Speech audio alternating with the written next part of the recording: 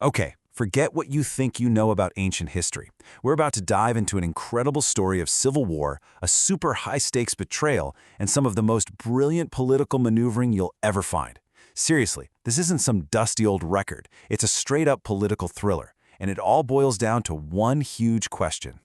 So put yourself in David's shoes for a second.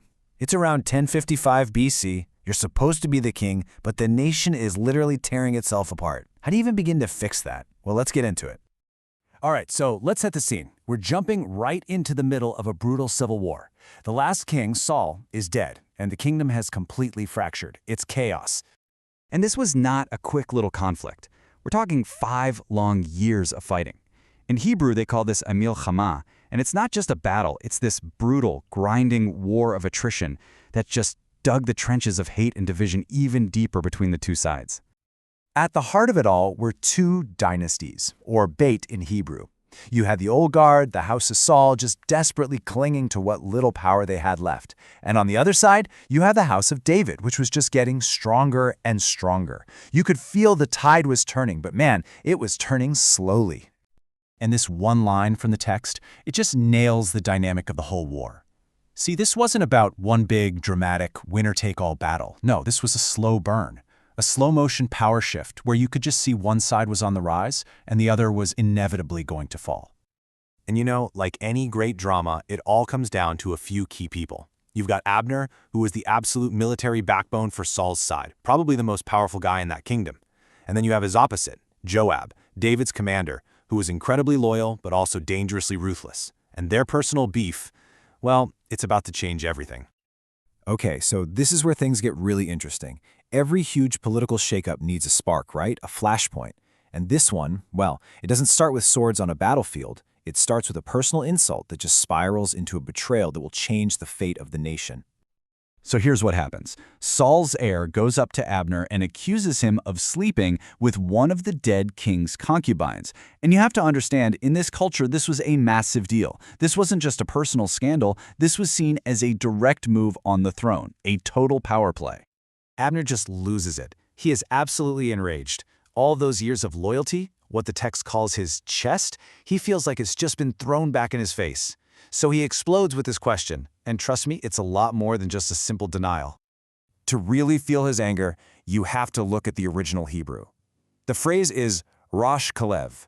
It's so bitter, so sarcastic.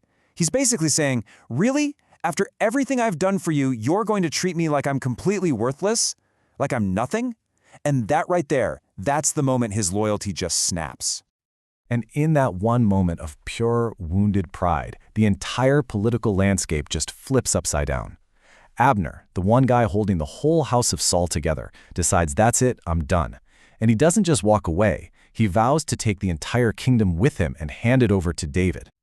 So now we get to the backroom deals, the secret negotiations. Abner makes his move, a really fragile peace starts to form in the shadows, but you guessed it, it's about to get blown to pieces.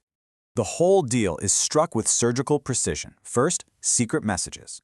Second, David makes a brilliant strategic demand. He wants his wife Michal back. Now, she also happens to be Saul's daughter, so getting her back is all about solidifying his legitimate claim to the throne. And third, they seal the deal with a formal covenant, a berith. It looks like the war is finally over. Except, there's one person who's not on board. David's general, Joab. See, Joab isn't playing politics. He's operating by a much older, much bloodier code. Blood vengeance. Abner had killed his brother in battle, and Joab was not the kind of guy to just let that go. So Joab tricks Abner, pulls him aside like they're just going to have a private chat, and then he murders him in cold blood. And just like that, the peace that David works so hard to build is completely destroyed. David is now facing a massive political crisis that could literally cost him the entire kingdom. Okay, so this is the crucial moment. What David does next is nothing short of a masterclass in political theater. He takes this absolute disaster and somehow turns it into his single greatest opportunity. He basically launches a full-scale public relations offensive. He publicly curses his own general, Joab. He orders the entire nation to mourn for Abner, the guy they were just at war with. He fasts in public, he weeps, he even writes a song about it. He is making it undeniably clear to everyone, especially Abner's old followers, hey, this wasn't me, my hands are clean. And check out how deep the cuts went.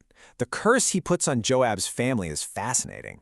The older King James translation, closer to the Hebrew, says, one who holds the spindle. Now that was a brutal cultural insult, basically attacking his masculinity. Modern translations soften it to one who leans on a crutch, which just doesn't have that same humiliating personal sting. It just goes to show how powerful the original language was. So, why are we digging into all this ancient political drama? Because honestly, the tensions at the heart of this story are absolutely timeless. At its core, this story really forces you to wrestle with a huge question. Is history being guided by some grand divine plan, or is it all just being shaped by the messy, ambitious, and often violent choices of very flawed human beings? The narrative doesn't really give you an easy answer. And over the centuries, people have looked at this story through all kinds of different lenses. Jewish rabbis have debated the legal and moral details for ages. Catholic scholars often point to David's public grief as a model for leadership and repentance. And a lot of modern scholars just zoom right in on the raw political strategy of it all and rightly critique how women like Michal and Rizpah were basically used as political pawns in a man's game. Which leaves us with this final thought. Was David just an instrument, being carried along by the currents of divine will? Or was he one of the most cunning and brilliant political operators in history, a guy who saw every crisis as an opportunity and masterfully played the game to unite a nation? The text lays out the evidence, but it leaves that final call up to you.